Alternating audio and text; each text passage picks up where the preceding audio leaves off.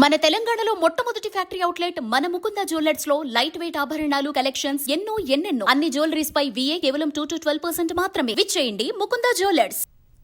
భారత్పై ఎలాంటి ఆంక్షల బెదిరింపులు పనిచేయవని రష్యా అధ్యక్షుడు వ్లాదిమిర్ పుతిన్ చెప్పారు. ప్రధాని నరేంద్ర మోదీ నాయకత్వంలోని భారత్కు ఆంక్షల పేరిట ఎవరైనా బెదిరింపులకు పాల్పడితే అవి వారికే ఎదురుదెబ్బ తగులుతాయని వ్యాఖ్యానించారు. బయట నుంచి ఎలాంటి ఒత్తిళ్లు వచ్చినా జాతీయ ప్రయోజనాలకు అనుగుణంగానే భారత్ వ్యవహరిస్తుందని పుతిన్ కొనియాడారు. రష్యాలోని సెయింట్ పీటర్స్బర్గ్లో జరిగిన అంతర్జాతీయ ఆర్థిక ఫోరంలో పాల్గొన్న ఆ దేశ అధ్యక్షుడు వ్లాదిమిర్ పుతిన్ భారతీయుల ప్రతిభపై ప్రశంసల వర్షం కురిపించారు. ప్రధానంగా ఐటీ, కోడింగ్ రంగాల్లో భారతీయుల నైపుణ్యాలను ప్రత్యేకంగా ప్రశంసించారు. భారతీయులకు అద్భుతమైన సామర్థ్యాలు ఉన్నాయని, సాఫ్ట్వేర్ మార్కెట్లో భారత్ అత్యంత కీలకమైన భాగస్వామి అని పుతిన్ అన్నారు. భారత్, రష్యా మధ్య పరస్పర నమ్మకం, సోదరభావంతో కూడిన బలమైన బంధం ఉందని పుతిన్ ఉద్ఘాటించారు. భారత్, రష్యా సంబంధాలు ఎంతో ప్రత్యేకమైనవని కొనియాడారు. భారత్తో తమకున్న వ్యూహాత్మక భాగస్వామ్యాన్ని ఏ బాహ్య శక్తులు కూడా ప్రభావితం చేయలేవని పుతిన్ స్పష్టం చేశారు.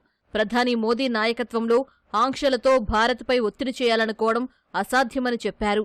అవి వారికే ఎదురుదెబ్బలవుతాయన్నారు. తమ ప్రజల కోసం అనుకూలమైన ఉత్పత్తులను ఎంచుకునే స్వేచ్ఛ భారత్కు ఉందన్నారు. ఎవరు ఎలాంటి వ్యాఖ్యలు చేసినా భారత్ ఎల్లప్పుడూ తన వ్యూహాత్మక అవసరాల దృష్ట్యా జాతీయ ప్రయోజనాల ఆధారంగా నిర్ణయాలు తీసుకుంటుందని పుతిన్ పేర్కొన్నారు.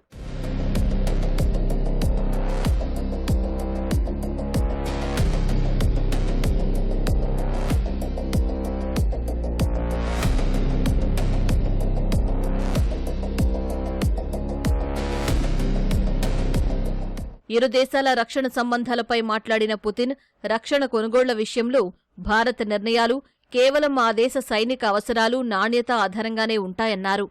బాహ్య రాజకీయ ఒత్తిళ్లకు భారత్ తలొగ్గదన్నారు.